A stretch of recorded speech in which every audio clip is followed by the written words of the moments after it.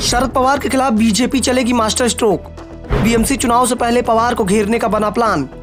BJP ने फडणवीस को मोर्चे पर लगाया, खुलेंगे कई राज। महाराष्ट्र में शिवसेना को लेकर तो किचकिच चली रही है। एकनाथ शिंदे और उद्धव ठाकरे भी आमने सामने आ चुके हैं। इसमें फिलहाल एकनाथ शिंदे ही भारी पड़ते दिखाई पड़ रहे हैं। शिंदे उद्धव ठाकरे से सब कुछ छीन चुके हैं, पार्टी छीन चुके हैं, सांसद और विधायक भी छीन चुके हैं, कार्यकर्ताओं को भी छीन चुके हैं। बहुत कुछ है जो शिंदे के पास आ चुका है। उद्धव ठाकरे के पास जो कुछ भी बचा है उस पर भी एकनाथ शिंदे की नजर है। शिवसेना के अंदर तो बड़ी लड़ाई चल ही रही है, लेकिन अब राज्य की दो प्रमुख पार्टियां बीजेपी और एनसीपी के बीच में लड़ाई तेज हो गई है और ये लड़ाई आगे बढ़ेगी, इसके संकेत भी तय माने जा रहे हैं। इस बार जो लड़ाई शुरू है वो एनसीपी सुप्रीमो शरद पवार और महाराष्ट्र के डिप्टी सीएम देवेंद्र फडणवीस के बीच है।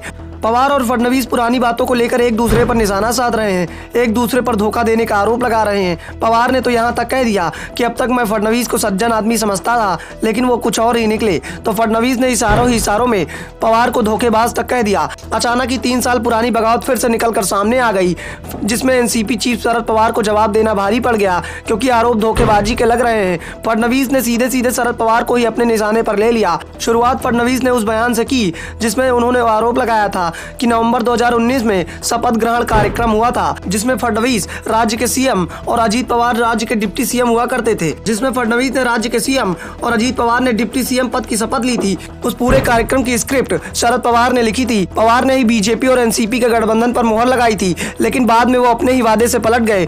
पवार से जब सवाल किया गया कि फडणवीस जो आरोप लगा रहे हैं उसमें कितनी सच्चाई है, तो पवार ने जो जवाब दिया उससे फडणवीस के दावे पर मुहर लगती दिखाई दी।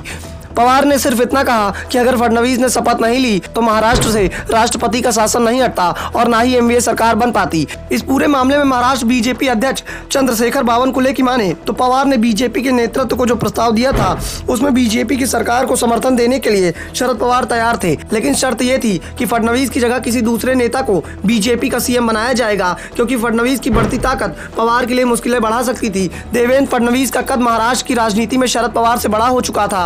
वैसे जिस तरह से फडणवीस ने फिर से सरकार बनाई, उससे ये साफ हो गया कि पवार फडणवीस को धोखा तो दे सकते हैं लेकिन हरा नहीं सकते, क्योंकि फडणवीस पवार से बड़े रणनीतिकार बन चुके हैं। फडणवीस ने 5 साल मुख्यमंत्री रहते हुए जिस तरह से सरकार चलाई उससे पवार भी डरे हुए हैं, क्योंकि 5 साल के बाद महाराष्ट्र में एनडीए को बड़ी जीत मिली थी। इसलिए पवार ने फडणवीस को फंसाने के लिए ही बगावत की स्क्रिप्ट तैयार की थी और उस समय पवार पर भरोसा करके फडणवीस फंस गए थे। बीजेपी नेताओं के आरोपों पर एनसीपी की ओर से जो जवाब आया, एनसीपी के मुख्य प्रवक्ता महेश तपासे ने फडणवीस और बीजेपी के प्रदेश अध्यक्ष चंद्रशेखर बावनकुले पर लोगों को गुमराह करके उल्टा आरोप जड़ने का आरोप लगा दिया। तापसे ने तो यहाँ तक कह दिया कि बावनकुले और फडणवीस दोनों ही भ्रामक बयान दे रहे हैं। हमारा बीजेपी से कोई लेना देना नहीं है, हमारा सभी एमवीए भागीदारों के साथ पूर्ण तालमेल है और हमारी विचारधारा बीजेपी के विरोध में है। तपासे कुछ भी कहें, लेकिन फडणवीस अब साफ कर चुके हैं कि बगावत की पूरी कहानी तो वो जनता के सामने लाएंगे और एक एक बात सभी को बताएंगे कि आखिर क्या हुआ था, क्या समझौता हुआ था, जिसके बाद में शरद पवार पलट गए। फडणवीस ने साफ कर दिया कि जनता को एक एक बात बताई जाएगी, पवार की हकीकत को सामने लाया जाएगा और ये सब जल्द ही होगा। ऐसे में सवाल उठ रहे हैं कि इस खुलासे के बाद कौन मुश्किल में फंसेगा।